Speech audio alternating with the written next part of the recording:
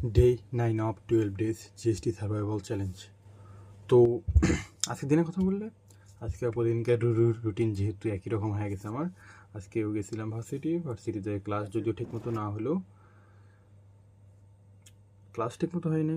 তারপর আজকে একটা টাস্ক ছিল যে আজকে সিয়ার আমাদের সবাইকে নিয়ে গিয়েছিল 3টার জায়গার মতো, ওখানে আমরা ছবি তুললাম আর কি।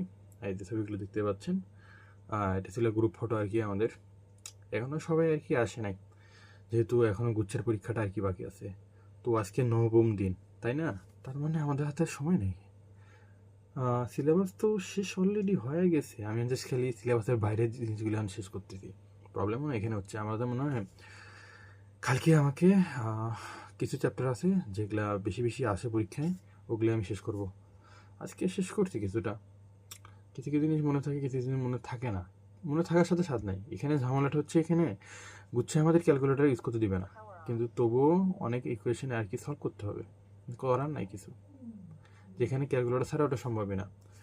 তো সেই বিষয়ে যাক, আজকে এই বইটা অনেকটুকু আমি আর কি পড়ছি।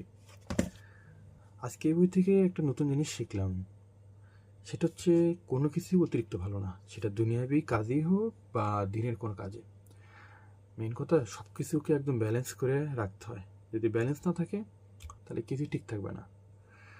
হ্যাঁ, সেটা সব ক্ষেত্রেই। তো যাই হোক, এইভাবে আজকে দিনটা কেটে গেল।